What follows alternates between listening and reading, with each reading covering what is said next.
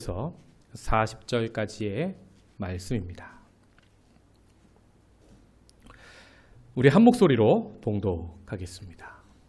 시작.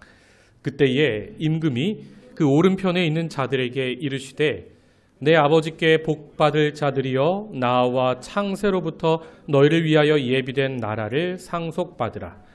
내가 줄일 때에 너희가 먹을 것을 주었고 목마를 때에 마시게 하였고 나그네 되었을 때에 영접하였고 헐벗었을 때에 옷을 입혔고 병들었을 때에 돌보았고 옥에 갇혔을 때에 와서 보았느니라. 이에 의인들이 대답하여 이르되 주여 우리가 어느 때에 주께서 줄이신 것을 보고 음식을 대접하였으며 목마르신 것을 보고 마시게 하였나이까. 어느 때에 나그네 되신 것을 보고 영접하였으며 헐벗으신 것을 보고 옷 입혔나이까. 어느 때에 병드신 것이나 옥에 갇힌 것을 보고 가서 배웠나이까 하리니 임금이 대답하여 이르시되 내가 진실로 너희에게 이르노니 너희가 여기 내 형제 중에 지극히 작은 자 하나에게 한 것이 곧 내게 한 것이니라 하시고 아멘. 오늘 공동체 시리즈 첫 번째 시간 교회 세상의 좋은 친구라는 말씀 함께 나눕니다. 같은 문제가 있어도 사람마다 공동체마다 해결 방법이 다 다릅니다. 그래서 문제를 해결하는 방법을 보면 그 사람의 성격이나 가치관을 우리가 알 수 있습니다. 2000년대 중반 아덴만에서는 해적이 배를 납치하는 일이 잦았습니다. 그런데 나라마다 그 해적 문제를 해결하는 방법이 달랐다고 합니다.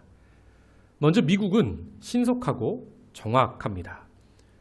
2009년 4월 머스크 엘라바마호가 납치돼 선장 1명이 인질로 잡히자 특수부대를 동원해서 해적 3명을 사살하고 선장을 구출합니다. 독일은 복잡한 구조를 이용했답니다. 해적이 오자 이 선원 11명이 배의 전원 공급장치를 꺼버리고 이 며칠분 비상식량을 챙겨서 아주 복잡한 선원 대피처로 들어가 안에서 문을 잠궈버립니다. 해적들이 배는 차지했는데 복잡한 구조의 배를 다룰 수가 없어서 움직이지를 못합니다. 며칠 지나서 미 군함이 나타나 배고픔에 지친 해적들을 전투 없이 모두 생포했답니다. 독일답죠. 러시아는 무섭습니다. 러시아 해군은 납치된 유조선을 구출한 후에 체포된 해적들을 현장에서 풀어줬답니다. 풀어주는데 무동력 고무보트에 해적들을 태운 뒤에 육지에서 무려 540km나 떨어진 망망대해에 풀어줬답니다. 이 해적들은 모두 사망했을 것이라고 언론은 추측하고 있습니다. 북한은 역으로 인질극을 벌였답니다. 2007년 북한 화물선 대홍단호가 소말리아 해적에게 납치된 일이 있었습니다. 그런데 이 선원들은 이 해적들을 붙잡아서 여기가 아니구나. 그런데 이 선박 선원 22명은 숨겨뒀던 총을 꺼내서 해적과 전투를 벌입니다. 현장에서 해적 3명이 죽고 4명이 잡힙니다. 이 북한 선원들이 화가 많이 나서 이 살아있는 해적 4명을 구타하고 바다에 던져서 수장하려 했는데 긴급 출동했던 미군이 말려서 이 해적이 살았답니다. 북한 선원들은 이 해적들을 붙잡아서 한 명당 100만 달러씩 소말리아에 요구하며 역으로 인질극을 벌였답니다. 참고로 북한 선원 22명 모두 인민군에서 7년 이상 근무한 사람들이었다고 합니다. 이 일 이후로 소말리아는 한 번도 북한 배를 건드리지 않았다고 합니다. 이렇게 문제를 해결하는 방식이 참 다르죠. 우리는 지금 전염병이라는 큰 문제의 시대를 사는데 이 문제를 해결하는 게 나라마다 참 다른 것을 봅니다. 제가 어제 뉴스를 보는데 이 뉴질랜드는 지금 이 전염병을 잘 대처해서 벌써 마스크를 벗고 일상생활을 하게 되었다고 합니다. 또 우리가 사는 싱가포르도 비교적 잘 대처해서 이렇게 마스크를 쓰고 있지만 함께 모여 예배할 수 있어서 정말 다행입니다. 그런데 한국은 요즘 몇 가지 문제를 겪고 있습니다. 그리고 그 문제의 중심에 기독교 단체가 있는 것을 봅니다. IM 선교회와 인터콥 열방센터발 코로나 확산으로 한국 사회가 시끄럽습니다. 합숙 생활을 하고 몇백 명이 모여 수련회를 해도 하나님이 자기들은 지켜주신다고 단체 생활하다가 연쇄 감염 사태가 일어나고 있습니다. 성도 여러분, 이것은 믿음이 아니라 맹신, 보지 않고 믿는 믿음입니다. 그런 맹신은 세상은 물론 기독교 내에서도 지탄을 받게 됩니다. 몇몇 기독단체의 잘못된 코로나 대처로 인해 사람들은 교회 전체를 점점 부정적으로 바라보고 이제 가나안 교회 시대를 넘어 탈교회 시대라는 전문 용어까지 등장하고 있습니다. 가나안이란 말은 개인이 안 나가, 개인이 교회 안 나가는 단계인데 탈교회는 집단이 교회를 이탈하는 현상을 말하고 있습니다. 예수는 좋은데 교회는 싫다는 겁니다. 한 설문조사에 의하면 코로나 전에 교회 다니던 사람의 30% 정도가 코로나 이후에 코로나가 끝나도 교회에 출석하지 않겠다고 응답했다고 합니다. 성도 여러분, 교회는 이런 부정적인 여론 앞에서 어떻게 처신해야 하는 걸까요? 2000년 교회 역사를 보면 우리는 거기서 몇 가지 해답을 얻을 수 있습니다. 역사 속에 몇 번의 전염병 사태가 있었는데 교회는 그때마다 성숙한 대처로 사람들을 살리는 공동체였음을 알 수 있습니다. 그래서 오늘은 교회 역사를 짧게 살펴보면서 바로 이 시대의 교회의 사명이 무엇이고 어떻게 이 문제를 대처해야 할지 함께 살펴보겠습니다. 성경 밖에 교회 역사를 찾아야 했기에 몇몇 전문가들의 소논문과 글들을 참고하여 오늘 설교문을 완성했습니다. 제가 여기저기 자료를 보면서 깨달은 게 인류 역사에 전염병이 정말 많았다는 것입니다. 우리가 다만 모르고 있었을 뿐입니다. 먼저 초기 교회 시대를 보면 예수님 승천하신 후, 이게 한 AD 30년경입니다. 그리고 약 3세기까지 로마 제국 내에 크게 두 차례 전염병이 있었습니다. 먼저 처음은 주후 165년 마르쿠스 아우렐리우스라는 로마 황제가 제국을 통치하던 시절에 천연두로 추측되는 전염병이 이 제국을 덮칩니다. 약 15년간이나 지속된 그 병은 로마 제국의 4분의 1을 죽음으로 몰아넣고 중국에까지 멀리 전파되었습니다. 그리고 로마의 황제도 이 병으로 주후 180년 3월 17일에 죽게 됩니다. 당시 기독교 인구는 4만 5천 명 정도였고 이는 로마 제국 전체 인구의 0.1%에 불과했답니다. 그런데 이 0.1% 미약한 수치에도 불구하고 전염병 확산에 대한 교회의 대처는 당시 제국으로부터 사람들로부터 큰 칭찬을 받게 됩니다. 유세비우스 교회사에는 이런 기록이 등장합니다. 그리스도인 된 우리 형제 중 대부분은 끝없는 사랑과 성실로 자신의 몸을 사리지 않고 다른 이들만 생각하였다. 큰 위험을 무릅쓰고 환자들을 도맡아 온갖 필요를 돌보며 그리스도의 본을 따라 섬기다가 때론 저들과 함께 평온한 행복을 바라며 이 생을 마감하기도 했다. 다름 아닌 이웃의 병환을 짊어지며 기꺼이 그 고통을 끌어안다 자기들까지 감염되었기 때문이다. 많은 형제가 그처럼 다른 이들을 간호하고 치료하다 환자들을 따라 죽거나 그들을 대신하여 죽음을 맞이했다. 주후 2세기 교회는 이렇게 헌신적인 사랑으로 아픈 자들을 돌보았던 것입니다. 예수님 말씀대로 세상에 정말 빛으로 소금으로 살았던 것입니다.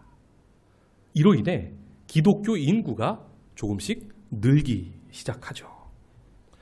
두 번째 전염병은 홍역으로 추측되는데 주후 249년경 시작되어 262년까지 계속됩니다. 로마 시내에서만 하루에 5,000명이 사망했다는 기록이 있습니다. 또 이집트 알렉산드리아에서는 인구 3분의 2가 사망했답니다. 이때 기독교 아닌 다른 타 종교는 대부분 대도시를 떠나 안전한 곳으로 자신만 피신했다고 합니다. 그런데 피신을 하는데 부모는 자녀를 버리고 자녀도 부모를 버립니다. 돌보지 못한 자녀들과 연로한 부모들이 보호받지 못하고 전염병 아닌 것으로도 죽음을 많이 맞았다고 합니다. 이때 교회는 어떻게 대처합니까? 교회 지도자들은 도망가지 말고 아픈 자들을 돌보자고 가르칩니다. 타 종교와 기독교의 대처가 완전히 달랐던 것입니다. 더 놀라운 것은 이때는 데시우스 황제라는 황제 밑에서 기독교가 박해를 받고 있었을 때였습니다. 그런데도 기독교인뿐만 아니라 비기독교인까지 차별하지 않고 아픈 자들을 교회가 돌봅니다. 카르타고의 주교였던 키프리아누스라는 사람은 이런 말을 합니다. 우리가 단지 우리만 소중히 여기고 우리끼리만 자비를 베푼다면 그것은 놀라운 일이 아니지만 세리나 이교도들이 하는 것 이상으로 선으로 악을 이기고 하나님께서 관용을 베푸신 것 같이 관용을 베풀고 원수조차도 사랑하며 주님께서 권고하신 대로 핍박하는 자의 구원을 위해서 기도한다면 우리는 온전하게 될 것이다. 하나님께서는 변함없이 태양을 떠오르게 하시며 비를 내리셔서 씨앗들을 기르시고 이러한 모든 선하심을 그의 백성들에게 보이실 뿐만 아니라 이방인들에게도 그렇게 하신다. 만일 누가 스스로 하나님의 아들이라고 고백한다면 그 사람은 아버지를 본받아야 함이 마땅하지 않은가. 키프리아누스는 전염병이 돌고 있는 위험한 상황에서도 그리스도인들에게 차별 없는 사랑을 실천하라고 가르쳤던 것입니다. 이 사랑의 실천으로 인해 생명을 얻는 사람도 많았는데 안타깝게도 목숨을 잃는 그리스도인들도 많았다고 합니다. 다른 종교에서는 찾아볼 수 없는 헌신적 사랑의 실천에 로마 제국 사람들은 그리스도인을 파라볼라노이, 즉 위험을 무릅쓰는 자들이라는 별명으로 그리스도인을 부르게 되었답니다. 당시 기독교 인구는 120만 명, 로마 제국 전체 인구의 약 1.9%였답니다. 바닷물의 소금 성분이 3%가 안 되는데도 바다 전체를 짜게 하죠. 그것처럼 2%도 안 되는 그리스도인이 로마 제국을 사랑으로 살렸던 것입니다. 지금 대한민국의 기독교 인구가 몇 %입니까?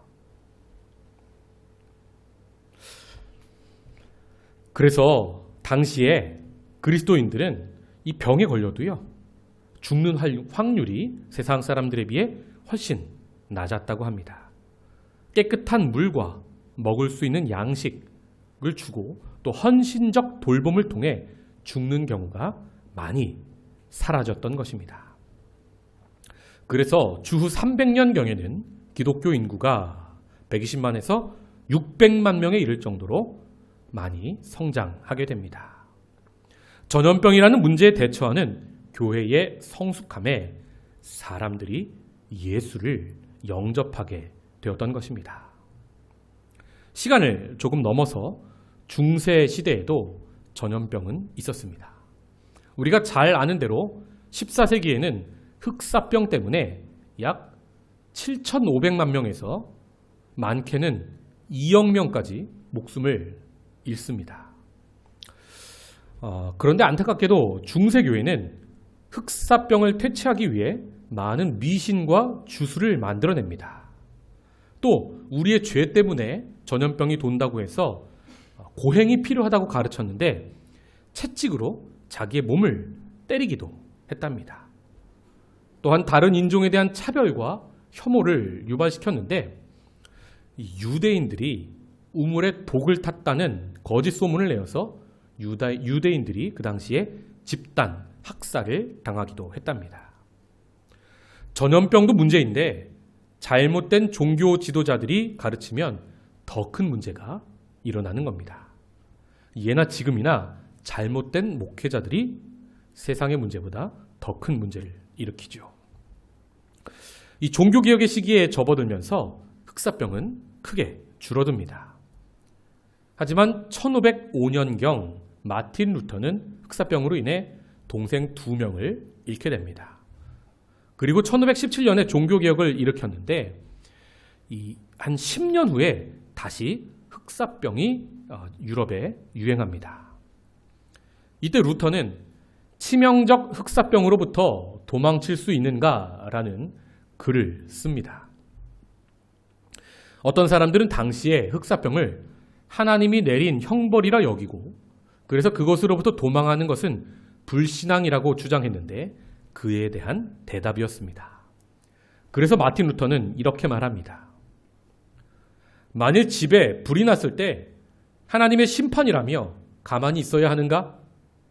물에 빠졌을 때 수영하지 말고 하나님의 심판이라고 익사해야 하는가? 다리가 부러졌을 때 의사의 도움을 받지 말고 이건 하나님의 심판이야. 저절로 나을 때까지 참고 버텨야 해 라고 해야 하는가? 그렇다면 배고프고 목마를 때 왜 당신은 먹고 마시는가? 전염병에 적극 대처하고 전염병을 피하는 것은 불신앙이 아니라는 것입니다. 그러나 그는 그래서 마을을 떠나서는 안 되는 사람들이 있음도 강조했는데 목회자 또는 공무원 같은 행정 담당자들은 끝까지 남아서 마을에 남은 약한 자들을 지켜야 함을 그는 강조합니다. 덧붙여 루터는 이렇게 말합니다. 나는 하나님께 자비를 베푸시어 우리를 지켜달라고 간구할 것이다. 그리고 나는 소독하여 공기를 정화할 것이고 약을 지어 먹을 것이다. 나는 내가 꼭 가야 할 장소나 꼭 만나야 할 사람이 아니라면 피하여 나와 이웃 간의 감염을 예방할 것이다. 혹시라도 나의 무지와 태만으로 이웃이 죽임을 당하게 해서는 안 되기 때문이다. 만일 하나님이 나를 데려가기 원하신다면 나는 당연히 죽게 되겠지만 적어도 내가 내 자신의 죽음이나 이웃의 죽음에 책임을 져야 할 일은 없을 것이다. 그러나 만일 이웃이 나를 필요로 한다면 나는 누구든 어떤 곳이든 마다하지 않고 달려갈 것이다. 아멘. 여러분, 우리로부터 약 500년 전의 사람입니다. 중세시대는요, 미신이 가득한 세상이었어요.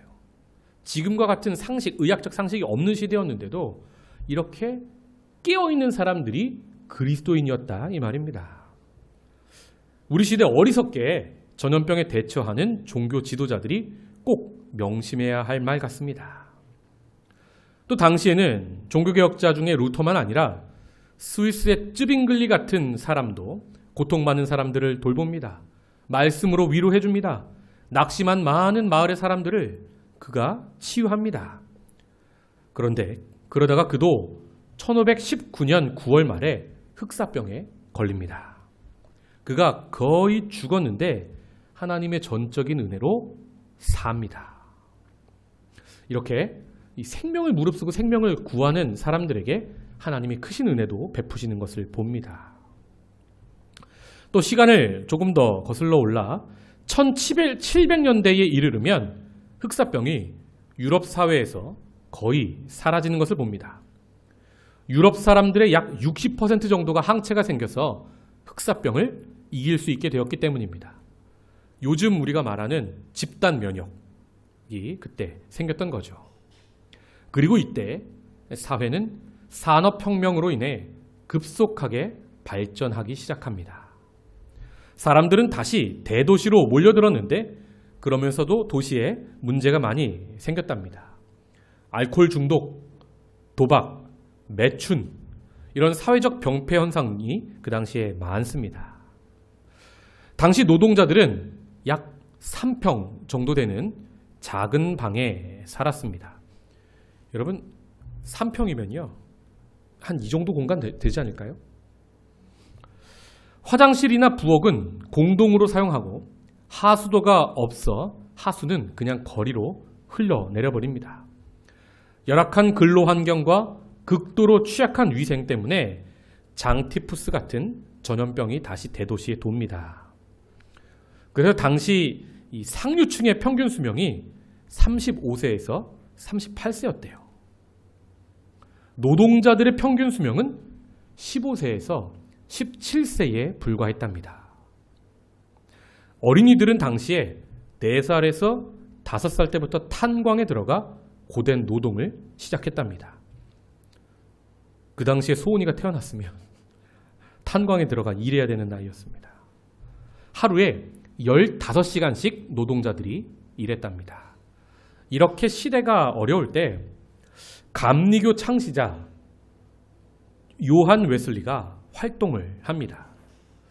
그는 훌륭한 설교가요 목회자였지만 동시에 의학에도 관심이 아주 많은 사람이었답니다. 그래서 이 사람이 최초로 정전기 치료 기계를 발명합니다. 그래서 청각장애, 통풍, 나병, 두통, 치통, 복통, 관절염 같은 많은 질병을 치료하려고 그가 노력합니다. 또 웨슬레는 1747년에 기초의학이라는 제목의 책도 펴냅니다. 이 책에서 그는 간단하고 안전하며 효과적인 무려 900가지의 치료법을 소개하고 있습니다. 이 책에서 웨슬리는 우리가 건강하기 위해서는 기본적으로 영양가 있는 음식 섭취와 깨끗한 물을 마실 것, 또 건강한 작업 환경과 더불어 적절한 운동이 필요하다고 말합니다. 또 신선한 공기를 마시며 고기보다 야채를 더 많이 섭취하도록 권장합니다. 여러분 이 말 들어보면 이 시대의 의사가 하는 말 같지 않습니까? 웨슬리는 질병이나 전염병을 하나님의 심판이나 진노만으로 보지 않았던 것입니다. 그는 미신이나 맹신을 거부하고 신학을 한 사람이 의학의 전문성을 인정합니다. 1700년대가 되니까 이렇게 사람들이 점점 더 성숙해지는 겁니다. 오늘날 일부 교회 지도자들은 어떻습니까? 18세기 웨슬리만도 못한 의학 상식을 가지고 시대를 어렵게 하고 많은 사람들을 어려움에 빠뜨리고 있지요. 성도 여러분, 오늘은 1세기 교회 시대부터 18세기 웨슬리까지 그리스도인이 전염병에 어떻게 대처해 왔는지를 짧게 보았습니다. 물론 우리가 사는 시대는 그 이전과는 참 많이 다릅니다. 이제는 현대식 병원이 있고 의학을 전공한 의사들이 있어서 더 이상 교회가 앞서서 환자를 직접 돌보지 않아도 됩니다. 아니, 오히려 지금은 사람들과 거리를 두는 것이 모두를 위해 더 안전한 시대가 되었습니다. 고대와 중세에는 버려진 이들, 아픈 이들을 우리 그리스도인이 직접 돌봐야 했지만 이제는 그것을 전문가에게 맡기고 우리는 정부와 의료 전문가들의 말을 잘 따라야 하는 시대가 되었습니다. 그러나 달라지지 않은 것이 하나 있습니다. 그것은 가까이 있든 멀리 떨어지든 우리 성도는 세상을, 이웃을 사랑으로 섬기는 자들이라는 것입니다. 코로나로 아프고 힘든 이웃의 좋은 친구가 바로 그리스도인이 되어야 하는 것입니다. 한국의 일부 기독단체가 잘못된 부분이 바로 이것입니다. 그리스도인은 파라볼라노이, 위험을 무릅쓰고 세상을 구하는 자들이었는데 어떻게 된 것이 그들은 역으로 세상을 위험에 빠뜨리고 있습니다. 정부의 지침이 부족한 게 많아도 그 목적이 사람을 죽이는 것이 아니라 살리는 것이라면 교회는 이에 적극 협조할 수 있어야 하는 것입니다. 그것이 바로 2000년 교회 전통 이웃사랑에 부합합니다. 오늘 본문 말씀의 예수님은 이렇게 말씀하십니다. 마태복음 25장 35절. 내가 줄일 때에 너희가 먹을 것을 주었고 목마를 때에 마시게 하였고 나그네 되었을 때에 영접하였고 헐벗었을 때에 옷을 입혔고 병들었을 때에 돌보았고 옥에 갇혔을 때에 와서 보았느니라. 40절 후반부. 내가 진실로 너희에게 이르노니 너희가 여기 내 형제 중에 지극히 작은 자 하나에게 한 것이 곧 내게 한 것이니라.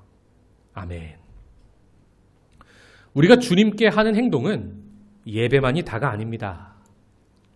사회의 작은 자들에게 영향을 미치는 우리의 모든 행동이 주님이 보시고 받으시는 예배라 이 말입니다. 이 시기에 거짓 뉴스와 정치색으로 정부를 불신하게 하여 사회 불안을 조장하거나 잘못된 종말론으로 백신이 666이고 그걸 맞으면 정부가 조종하는 대로 로봇가 된다는 식의 이상한 말이 한국교회에서 더 이상 돌지 않기를 바랍니다.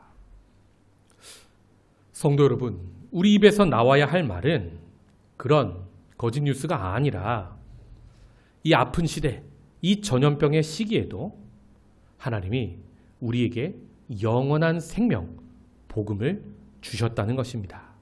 그것을 우리가 삶으로, 우리의 입술로 증거할 수 있어야 합니다.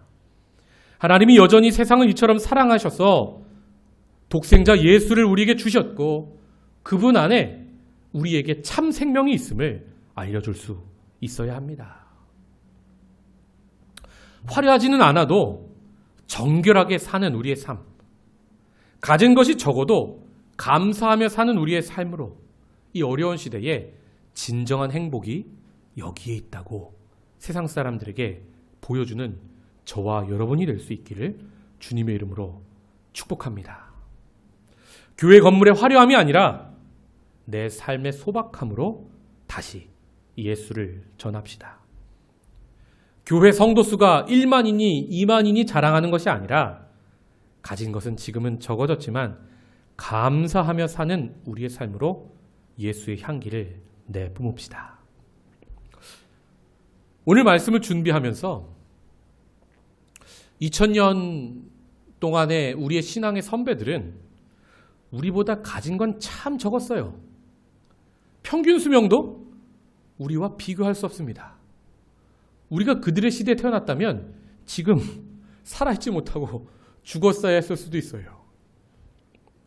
우리는 그들보다 가진 게 몇 배 이상 많아요.